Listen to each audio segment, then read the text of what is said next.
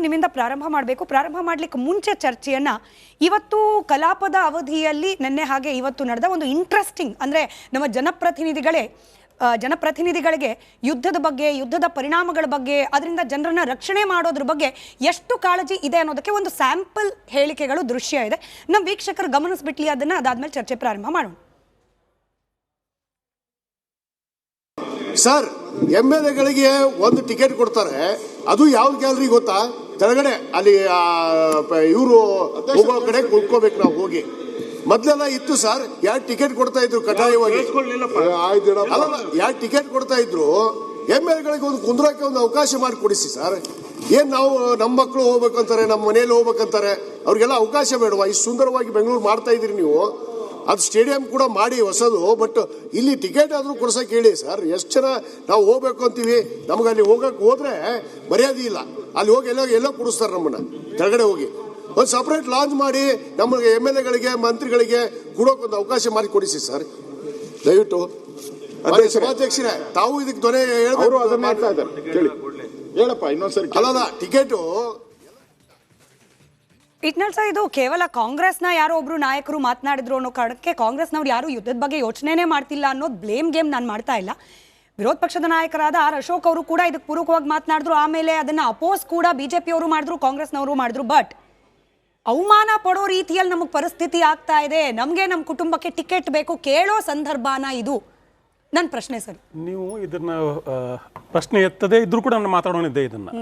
ಯಾಕಂದ್ರೆ ಈ ಶಾಸಕರುಗಳು ಏನು ಅಂದ್ಕೊಂಡ್ಬಿಟ್ಟಿದ್ದಾರೆ, ಇವ್ರು ಫ್ರೀ ಟಿಕೆಟ್ ಯಾಕೆ ಕೊಡಬೇಕು, ಯಾರು ಯಾಕೆ ಕೊಡ್ಬೇಕು ಫ್ರೀ ಟಿಕೆಟ್ ಇವ್ರಿಗೆ? It's A private, RCB is A private team.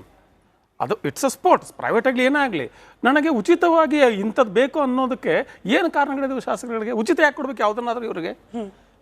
ಯಾಕಂತ ದ್ಯಾಟ್ ಈಸ್ ಎಂಟೈಟಲ್ಮೆಂಟ್.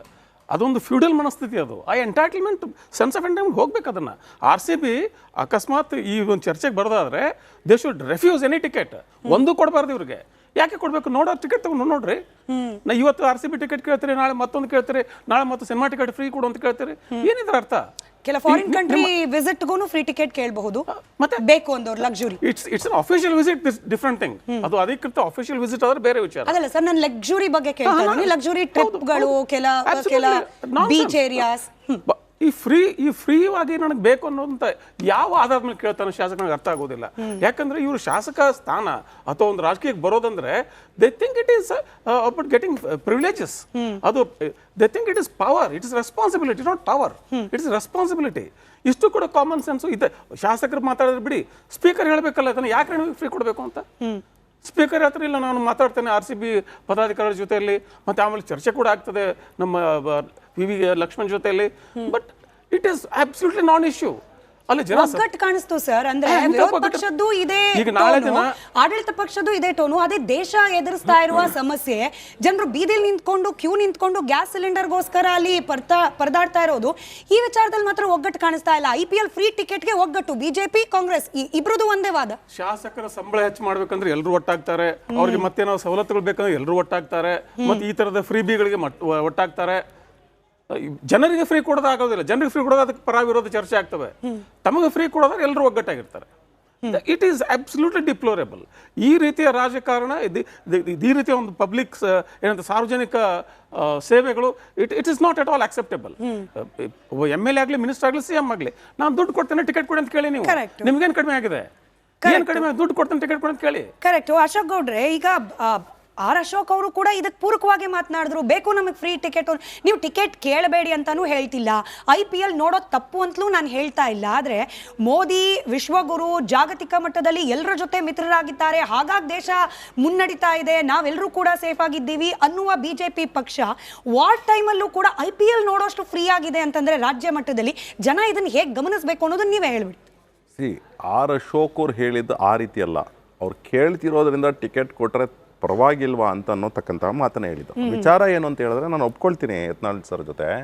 ಏನಂದರೆ ಈ ಫ್ಯೂಡಲ್ ಮೈಂಡ್ ಸೆಟ್ ಏನಿದೆ, ಈ ವಿದ್ಯಾನಂದ ಕಶ್ಯಪ್ಪನವರಂಥವ್ರಿಗೆ ಯಾರು ಅದನ್ನ ಸ್ಕೈ ಬಾರ್ ಅಂತ ಏನಿದೆ ಬೆಂಗಳೂರಲ್ಲಿ UB ಸಿಟಿ ಒಳಗಡೆ, ಅಲ್ಲೋಗಿ ಕುಡಿದು ಗಲಾಟೆ ಮಾಡಿ ದುಡ್ಡು ಕೊಡದೆ ಅಲ್ಲಿ ಒಡಿಸ್ಕೊಂಡು ಬಂದಿರತಕ್ಕಂತಹ ವ್ಯಕ್ತಿಗಳಿಗೆ ಇದೇ ಥರ ಐಡಿಯಾಗಳೇ ಬರೋದು. ಒಂದು. ಎರಡನೇದು, ನೀವ್ ಇಷ್ಟ ಹೇಳಿದ್ದನ್ನ ಆರ್ ಅಶೋಕ್ ಅವ್ರು ಅಲ್ಲಿ ಹೇಳಿದ್ರು ಆಗ್ತಿತ್ತು ಸರ್, ಬಟ್ ಅಶೋಕ್ ಅವ್ರು ನಿಮ್ ತರ ಇರ್ಲಿಲ್ಲ. ವಿಚಾರ ಹಂಗಲ್ಲ ನಾನು ಹೇಳೋದಕ್ಕಂಥದ್ದು ಅಂದ್ರೆ ವಿಚಾರ IPLಗೆ ನೀವು ಲಾಸ್ಟ್ ಜೂನಲ್ಲಿ ಸ್ಟ್ಯಾಂಪೇಡ್ ಆಯಿತು. ಆ ಸ್ಟ್ಯಾಂಪೇಡ್ ಆದಾಗ ಇದೇ ಸದನದಲ್ಲಿ ಆಗಸ್ಟ್ ನಡೆದಂತಹ ಸದನ ಏನಿತ್ತು, ಅನೇಕ ಜನ ಶಾಸಕರಲ್ಲಿ ಇಂಜಿನಿಯರ್ಸ್ ಇದ್ದೀರಾ, ಡಾಕ್ಟರ್ಸ್ ಇದ್ದೀರಾ, ಲಾಯರ್ಸ್ ಇದ್ದೀರಾ, ಎಲ್ಲರೂ ಇದ್ದೀರಾ. ಯಾವ ರೀತಿ ವ್ಯಾಲ್ಯೂ ಅಡಿಷನ್ ಮಾಡಿದ್ರಿ ನೀವು? ಎಕ್ಸೆಪ್ಟ್ ನಮ್ಮ BJP ಅವರು ತೆಗೆದುಕೊಂಡು ನಿಲುವಳಿ ಸೂಚನೆಯಲ್ಲಿ ಕೊಟ್ಟು ಯಾವ ರೀತಿ ತಮ್ಮ ಕಡೆಯಿಂದ ಲೋಪದೋಷಗಳಾಗಿದೆ ಅಂತ ಎಳೆಯಾಗಿ ನಮ್ಮ ಲೀಡರ್ ಆಫ್ ಅಪೋಸಿಷನ್ ಬಿಚ್ಚಿಟ್ರು. ಆದರೆ ಕಾಂಗ್ರೆಸ್ಸಿಂದ ಇದಕ್ಕೆ ಸುಧಾರಣೆ ಅಂತ ಹೇಳಿ ಯಾವ ರೀತಿ ಮಾಡಬಹುದು ಅಂತೇಳಿ ಅವತ್ತು ಒಬ್ಬರು ಪಾರ್ಟಿಸಿಪೇಟ್ ಮಾಡಲಿಲ್ಲ.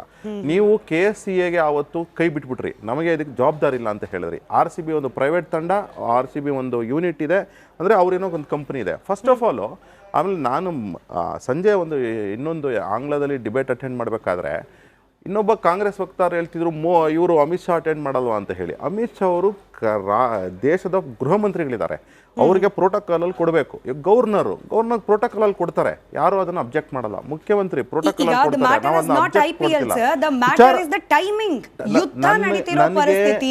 ಬೇರೆ ರಾಜ್ಯಗಳಿಗಿಂತ ನಮ್ಮ ರಾಜ್ಯದಲ್ಲಿ ಜನ ಬೀದಿಲ್ ನಿಲ್ತಾ ಇದ್ದಾರೆ. ಗ್ಯಾಸ್ ಸಿಲಿಂಡರ್ಗಾಗಿ ಪೆಟ್ರೋಲ್ ಬಂಕ್ ನಲ್ಲಿ ಆತಂಕ ಪಟ್ಕೊಂಡು ಟ್ಯಾಂಕ್ ತರ್ತಾ ಇದ್ದಾರೆ ತುಂಬಿಸ್ಕೊಂಡು ಹೋಗೋಕೆ.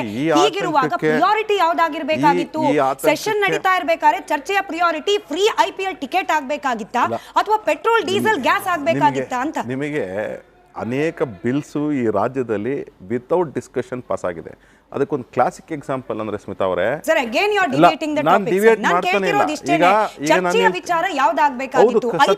ಯಾಕೆಂದ್ರೆ ಪೆಟ್ರೋಲು ಡೀಸೆಲ್ ಗ್ಯಾಸಿನ ಬಗ್ಗೆ ಒಂದು ಕರೆಕ್ಟ್ ಆಗಿ ಸಿಸ್ಟಮ್ಯಾಟಿಕ್ ಆಗಿ ನಮ್ಮ ಸದನಕ್ಕೆ KH ಮುನಿಯಪ್ಪನವ್ರು ಹೇಳಬೇಕಿತ್ತು, ಹಾಗೆ ಮುಖ್ಯಮಂತ್ರಿಗಳು ಹೇಳಬೇಕಿತ್ತು.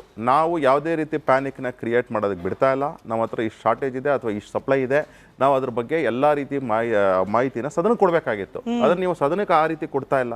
ನೀವು ಸದನಕ್ಕೆ ಕೊಟ್ಟಿದ್ದೇನು ಅಂತ ಹೇಳಿದ್ರೆ, ನೀವು IPL ಡಿಸ್ಕಷನ್ ಮಾಡ್ತೀರಾ, ಬೇಡದೇ ಇರೋ ಚರ್ಚೆ ಮಾಡ್ತೀರಾ. ಪ್ರಶ್ನೆನ ಮುನ್ರತ್ನ ಅವರು ಎತ್ತಿದಾಗ ನೀವೇನು ಹೇಳ್ತೀರಾ? ಮುನ್ರತ್ನ ನೀನು ಹಿಸ್ಟ್ರಿ ಗೊತ್ತಪ್ಪ ನನಗೆ ಅಂತ ಹೇಳ್ತೀರಾ. ಮುನ್ರತ್ನ ಅವ್ರ ಹಿಸ್ಟ್ರಿ ಪ್ರಶ್ನೆಗೆ ಹೋಗ್ಬೇಡಿ. ನೀವು ಮಾತಾಡಬೇಕಾಗಿದ್ದು ಮುನ್ರತ್ನ ಅವ್ರು ಎತ್ತಿದ ಪ್ರಶ್ನೆಗೆ ಉತ್ತರ ಕೊಡಿ. ಒಂದು ನಿಮಿಷ, ನಾನು ಹೇಳ್ತಾ ಇರೋದು ಸದನದಲ್ಲಿ